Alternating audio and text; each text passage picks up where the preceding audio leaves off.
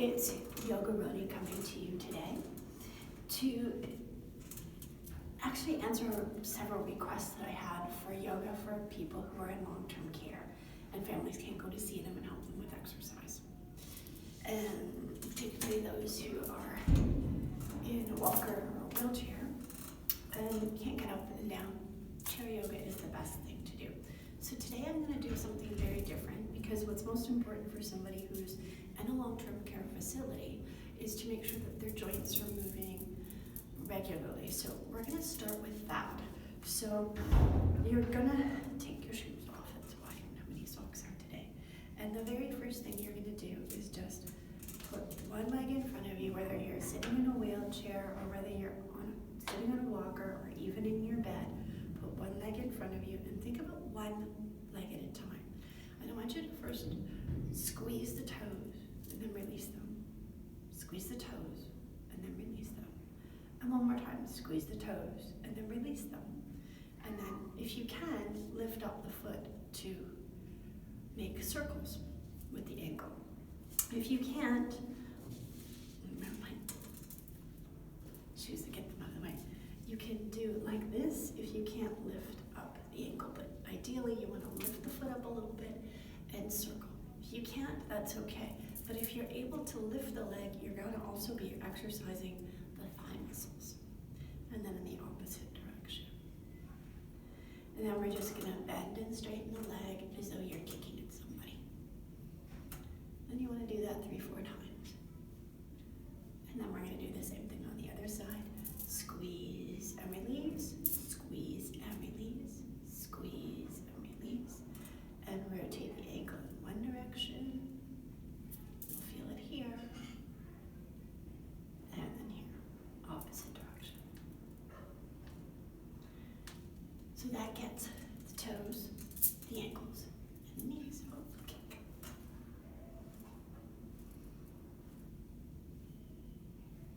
And now we have to do something for our hips. So the first thing we're going to do is sit back as far as we can in our chair. And I want you to pretend like you're marching forward. And then go back. Marching forward. And marching back. And around your hips is very important muscle group with the gluteus muscles.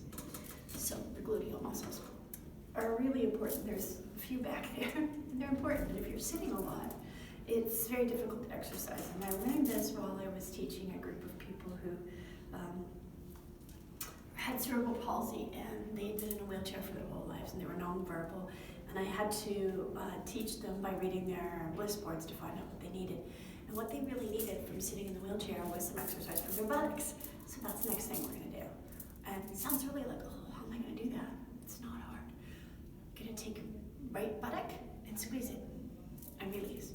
Left buttock, squeeze it and release. Right, left, right, left, right, left, right, left, right, left. When you do that, you're also going to feel this right up into the lower back here. And these are muscles that get very, very weak.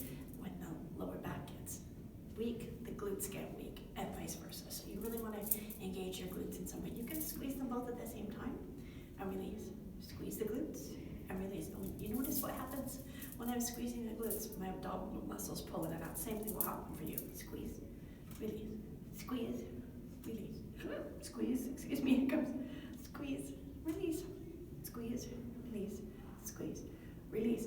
Now we want to work on our hips, the muscles surrounding the hips. So we're going to do a little more rotation.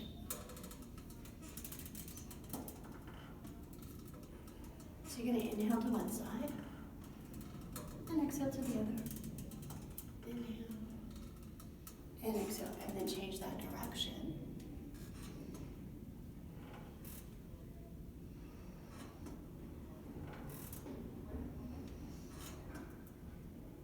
And come back to the center. Now we're going to do a cat and dog. So a cat and dog is basically you're making your back go this way, and then you're making it go the opposite way. So we're going to lift through the sternum. Think about the rib cage and this bone right here that goes from here to here that connects all of your ribs. So you're going to lift up and look up towards the ceiling. That's going to create an arch in your back. And then you're gonna push the spine as far as you can, comfortably. And then drop your head down just as far as you can. Don't force the body, do only what feels good for you. So your range of motion might not be as big as mine, but that doesn't matter. Even if your range of motion is here, that's okay. But just make sure that you go inhaling to open and exhaling to contract. Make sure you have that breathing. Correct. That's the most important thing.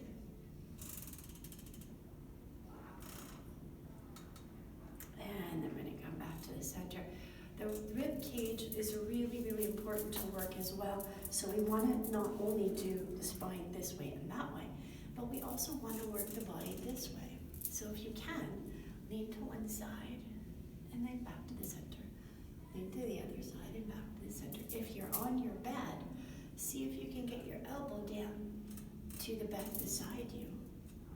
And if you can't, take a pillow or even two. Touch your elbow. Touch your elbow. You just want to feel the stretch through here. If you're able to really release the hands down and inhale, open through here. Exhale, come back. You can do it to that level. And if you're able to, you can even lift one arm and then the other. Now we're up to shoulders. So we want to roll our shoulders. That's really important. So you're going to breathe in and out. Breathe in, come forward, up, exhale, back and down. And do that a few times. And then once you've done that, I want you to think about the shoulder rotation and bringing this together.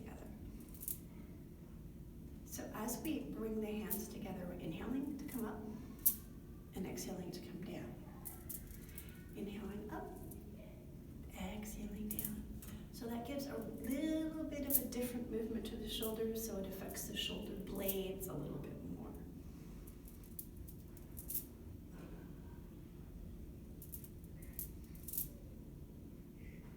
What joint are we on now? Elbows, right? So we're going to go. So you're going to make a little circle. A circle with your elbows. You can do one arm at a time. That's okay. Just make sure you go both directions. One, that's inward, and that's outward. So you don't have to worry about counterclockwise, clockwise, any of that. Just go inward, and then outward. And now we're going to do the elbows this way. So touch your fingers towards your shoulder.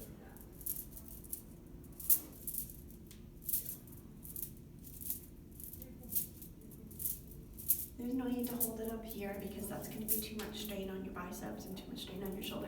Relax your shoulders down when you do this. And you're going to bring it up to the side now. You can do both at the same time, or you can alternate, whatever feels better for you. You'll notice that as I alternate, I'm leaning my body weight from one side to the other, so that is more challenging than this one. So whichever one feels good for you. Now we're going to bring our hands in front of us. We're going to make circles with our wrists. So we want to work our wrists now. Circles with our wrists are very important. And then in the opposite direction. Fingers, open and close, open and close, open and close, open and close. And now we've got to do our neck. So what do we need to do with our neck? We're going to turn our neck, head left and right, left and right, left and right. We'll just do a few for each, and then ear to shoulder, ear to shoulder, ear to shoulder. And now we're going to look to the right, chin down, inhale up, and exhale down. Inhale up, exhale down, inhale up. Exhale down and come back to the center and to the left. Inhale up, exhale down. Inhale up, exhale down. Inhale up, exhale down. And one more time. Inhale up and exhale down. And now to the center. So this one you want to be careful that you don't look up too much. You want to make sure that your neck feels safe. So focus more on the dropping your head down and feeling a stretch in the back of your neck. Exhale down. Inhale, just look with your eyes towards the ceiling. Exhale down. Inhale, look up. Exhale, look down. Inhale, look up. Exhale, look down. Inhale, look straight forward. Turn your head towards the right and drop your chin down. Bring your chin towards your collarbone and roll around. Look at the wall. Exhale down. Inhale up. Exhale down. Inhale up. Exhale down. Inhale up. Exhale down. Inhale up. Exhale down. Inhale up. And you can do that as many times as you need to throughout the day. The neck exercises I find are very, very important. The other neck exercise that's really important, especially if you're reading a lot, it gives you a forward head position, which is really good for us. So we're going to do something for our neck.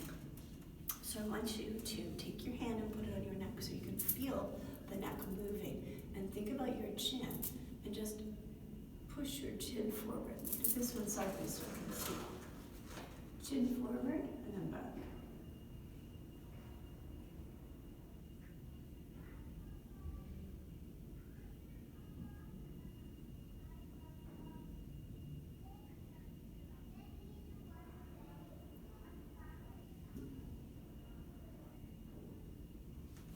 Important neck exercise. It helps with balancing the front and the back of the neck. And why is that important? Because when your head is in a position like this, then the head is resting in the right place for the neck, the muscles to work properly. If you're here, it's more weight on that neck and there's more pain in the neck and in the shoulder area. So you really don't want that. So that's about all for today. You can do this, and then you can go and take a look at some of my other videos that feature some more movements like inhaling here and exhaling, that sort of thing, and a little bit more working the muscles. But start with this, just making sure that you're getting the joints moving, and then you can progress to doing a little bit more. You could also start by doing the pranayama exercises if that is something that you feel comfortable doing. And I'm just going to add one more thing. I want you to think about the crown of your head. At the crown of your head, I want you to imagine there's a silver string attached to the crown of your head. And someone's pulling that silver string right up towards the sun. And just lengthen that spine as much as you can. Closing the eyes as you do that. Lengthen, lengthen, lengthen. And then relax your shoulders, but keep the length in your spine. Relax the whole body. Think about the spine. Think about all the muscles and how they feel right now. Relax as much as you can. Letting go of any tension, any stress. And just focusing on your breathing. If you want to, you could put your hands in a mudra. It's not necessary, but you can.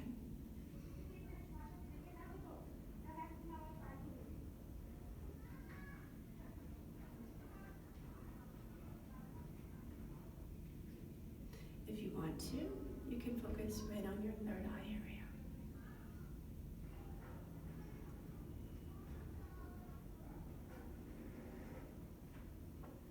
Your breath will settle.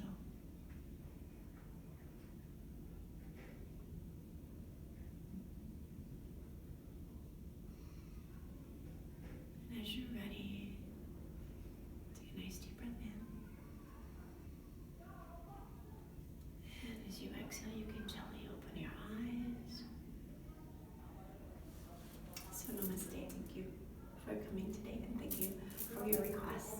I welcome them. If anybody has any requests of anything that they would like to see in these videos coming up, I'd very, very much appreciate that. I'm going to have to stick to mostly chair-based stuff or stuff that I can do in my bed. Because it's not really all that conducive to doing yoga and having it videotaped here. Don't have access to a studio